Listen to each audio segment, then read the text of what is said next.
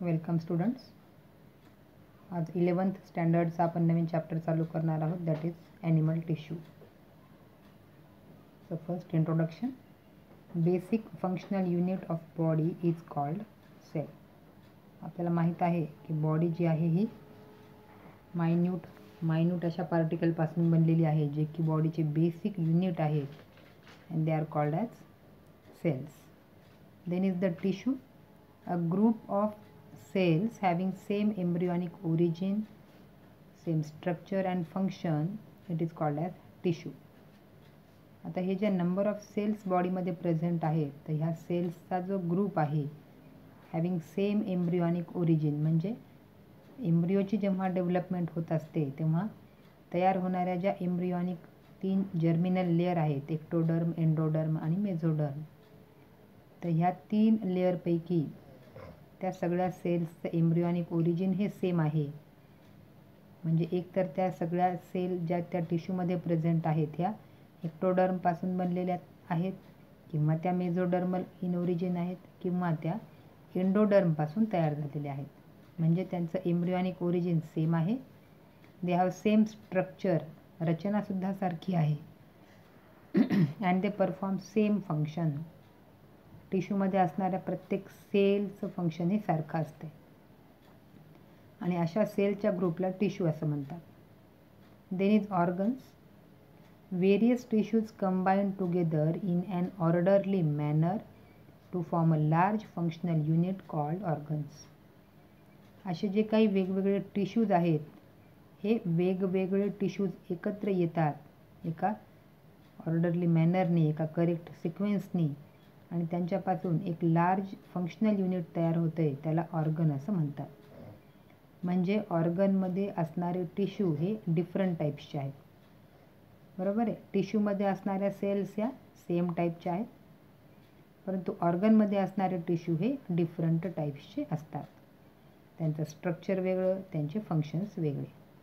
These organs combine to form organ system.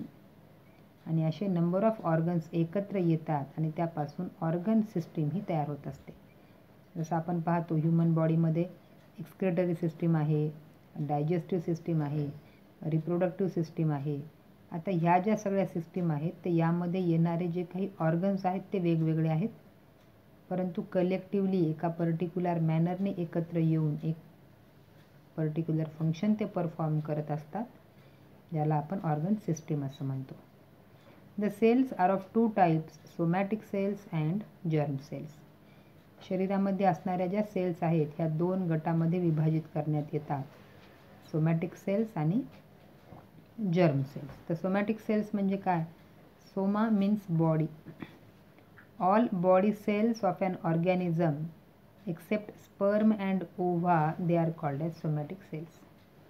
शरीरामध्ये जेवढ्या काही सेल्स प्रेझेंट आहेत, स्पर्म आणि ओव्हम या दोघांना सोडून इतर ज्या काही सेल्स शरीरात प्रेझेंट आहेत त्यांना सोमॅटिक सेल्स असं म्हणतात. तर germ cells, the cells of sperm and ova are germ cells. मग आता उरलेल्या ज्या सेल आहेत, स्पर्म आणि ओव्हममध्ये असणाऱ्या ज्या सेल्स आहेत त्यांना जर्म सेल्स असं म्हणतात, and they belongs to reproductive system. तर बघा, नंबर ऑफ सेल्स एकत्र येतात त्यापासून टिश्यू तयार होतात. नंबर ऑफ टिश्यू एकत्र येतात त्यापासून ऑर्गन्स तयार होतात. नंबर ऑफ ऑर्गन्स एकत्र येऊन ऑर्गन सिस्टीम तयार होत असते, आणि नंबर ऑफ ऑर्गन सिस्टीम ही कलेक्टिवली बॉडी ही तयार करत असतात. Then next is histology. Definition पाहू. The study of structure and arrangement of tissue is called as histology. We know that logy is the study, histo is the tissue. म्हणजे ज्यामध्ये टिश्यूचे structure आणि arrangement ही स्टडी केली जाते त्या ब्रांचला हिस्टॉलॉजी असं म्हणतात. Marie François Xavier Bichat he discovered tissue, therefore he was non as father of histology. Father of histology कोण आहे? Marie F.Z. बिचॅट किंवा Bichat. There are 4 types of tissue that are present in animals, and they are epithelial tissue, connective tissue, muscular tissue and nervous tissue. 4 प्रकारचे tissue बॉडीमध्ये पाहायला मिळतात. पहिला प्रकार epithelial tissue, second one connective tissue, third one muscular tissue and fourth one is nervous tissue. तर आपण serial wise select करून एक एक पाहणार आहोत. पहिलं आहे epithelial tissue. Epi means above, thelium is the layer of cells. म्हणजे जी सगळ्या सेलमध्ये आउटर मोस्ट अशी लेअर आहे ती आहे epithelial layer or epithelial tissues. Epithelial tissue form a covering on inner and outer surface of body and organs. Epithelial टिश्यूची जर आपण पोझिशन पाहिली, जागा जर पाहिली, तर एपिथेलियल टिश्यू ह्या शरीरामधल्या बॉडी सरफेस, मग तो आतला असो किंवा बाहेरचा बॉडी सरफेस असो किंवा ऑर्गन जो आहे ह्या ऑर्गनच्या आतली बाजू असो किंवा आउटर सरफेस असो, यावर आपल्याला एपिथेलियल टिश्यूची लेअर ही पाहायला मिळत असते. Epithelial tissues are present on non cellular basement membrane. Epithelial tissue ज्या मेम्ब्रेनवर प्रेझेंट आहे त्याला बेसमेंट मेम्ब्रेन असं म्हणतात. म्हणजे ती सगळ्यात खालची लेअर आहे आणि ही बेसमेंट मेम्ब्रेन जी आहे ही नॉन सेल्युलर, सेलने तयार झालेली नाही, नॉन सेल्युलर आहे. सेल्स आर पॉलिगोनल, क्युबॉइडल और कॉल्युमनार इन शेप. एपिथेलियल टिश्यूमध्ये आपल्याला वेगवेगळ्या प्रकारचे आकार हे पाहायला मिळतात. Single nucleus is present at the centre or at the base of cell. प्रत्येक सेलमध्ये एक न्यूक्लियस आहे जो की त्या सेलच्या सेंटरमध्ये किंवा त्या सेलच्या बेसवर प्रेझेंट असतो. This tissue is avascular. Epithelial टिश्यूला ब्लड सप्लाय हा नसतो, अव्हॅस्क्युलर आहेत. And it has capacity of regeneration. यामध्ये रिजनरेशन होत असते. शरीरामध्ये जे वियर अँड टियर मेकॅनिझम आहे तर या मेकॅनिझममध्ये शरीराच्या ज्या सेल लॉस होत असतात त्या भरून काढण्यासाठी एपिथेलियल टिश्यूमध्ये रिजनरेशनची पॉवर ही प्रेझेंट आहे. Function, major function is protection. Epithelial tissue layer ही सगळ्यात बाहेरची असणारी लेअर आहे, त्यामुळे हिचं सगळ्यात महत्त्वाचं काम आहे प्रोटेक्शन करणं. त्यानंतर it also help in absorption, transport, filtration and secretion.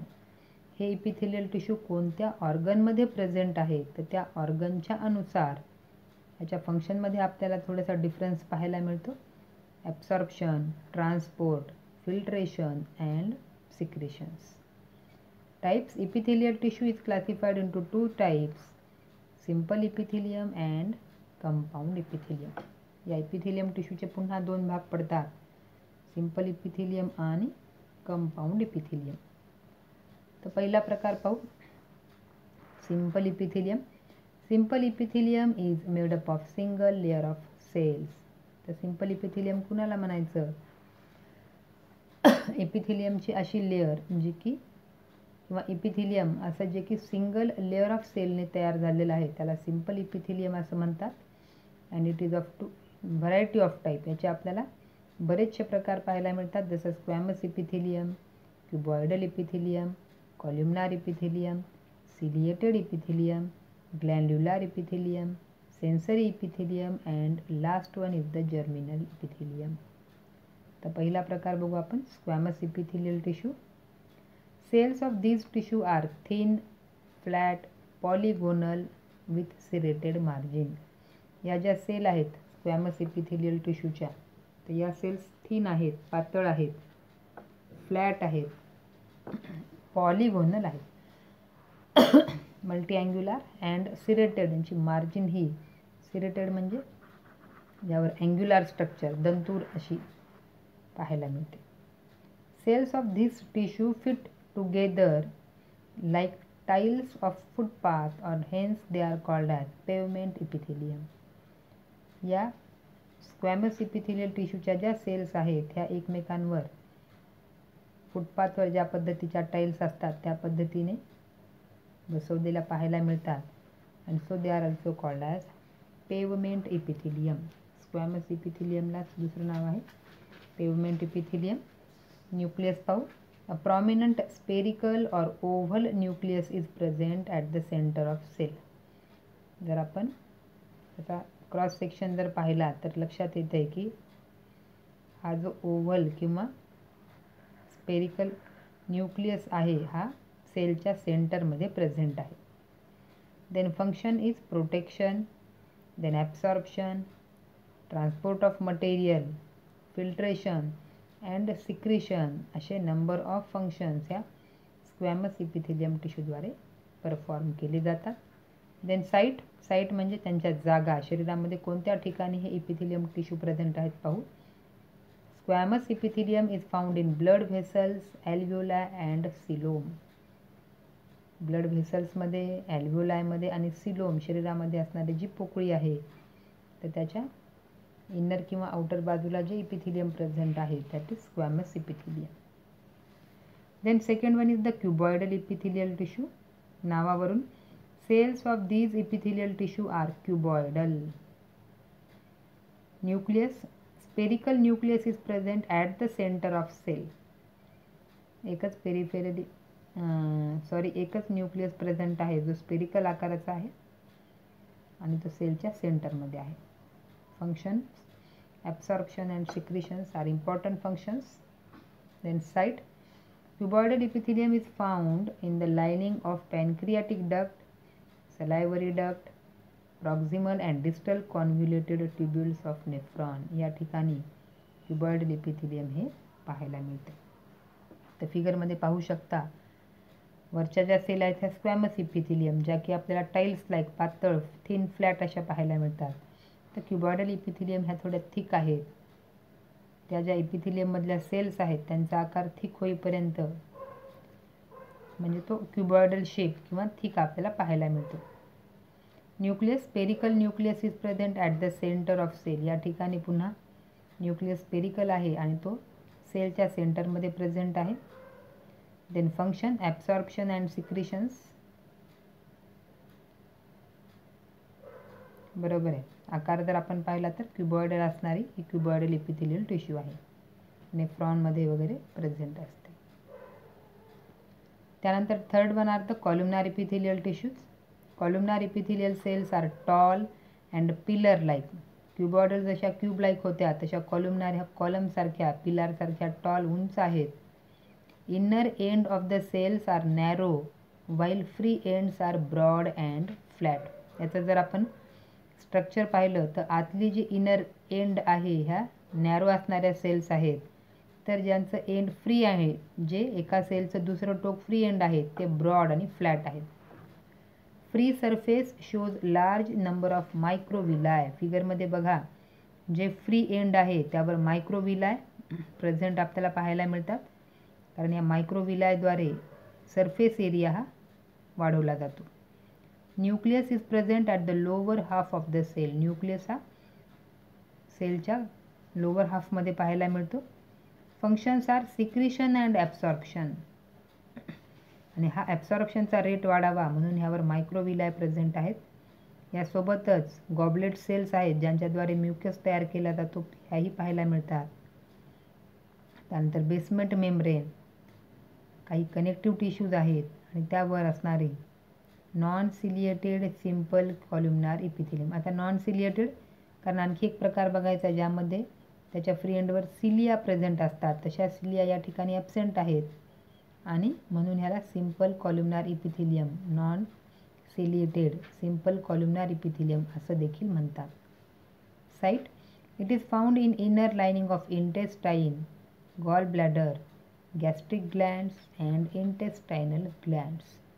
ह्या आपल्याला डायजेस्टिव्ह सिस्टीमचा जो ट्रॅक आहे त्यामध्ये जास्त पाहायला मिळतात. याशिवाय गॉल ब्लॅडर किंवा गॅस्ट्रिक ग्लँड्स यामध्ये सुद्धा आपल्याला कॉलुमनार इपिथेलियम हे पाहायला मिळते.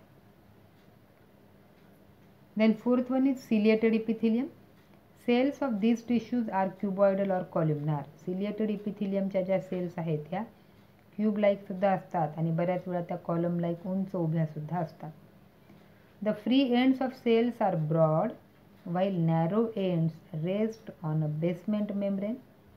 ह्याचं जर आपण दोन एंडचं जर कंपॅरिझन केलं तर फ्री एंड जे आहे हे नॅरो आहे, ब्रॉड आहे, जे की फ्री एंड जे आहे ब्रॉड आहे, परंतु जे दुसरं एंड आहे ते नॅरो आहे आणि ते बेसमेंट मेम्ब्रेनवर प्रेझेंट असते. Their free ends show hair like structures called cilia. आणि या सिलिया प्रेझेंट असल्यामुळेच या इपिथिलियमला सिलिएटेड इपिथिलियम असं नाव आहे. याचं जे फ्री एंड आहे त्यावर आपल्याला हेअर लाईक स्ट्रक्चर्स सिलिया पाहायला मिळतात. Nucleus is oval shaped and it is placed at basal end of the cell. Nucleus हा सेलच्या बेसला असतो, ओव्हल आकाराचा आहे. Function to create a movement of materials in contact in a specific direction. यामध्ये या सिलियरी इपिथिलियमच्या कॉन्टॅक्टमध्ये येणारं जे काही मटेरियल आहे त्याच्यामध्ये आपल्याला मूवमेंट पाहायला मिळते. कारण ह्या ज्या सिलिया आहेत यांच्यामध्ये सुद्धा आपल्याला एक युनिक अशी मूवमेंट पाहायला मिळते, ज्यामुळं त्या इपिथिलियमवर असणारं जे काही मटेरियल आहे हे सुद्धा टिल्ट होत असते. आणि यामुळे it is able to prevent entry of foreign particles in trachea.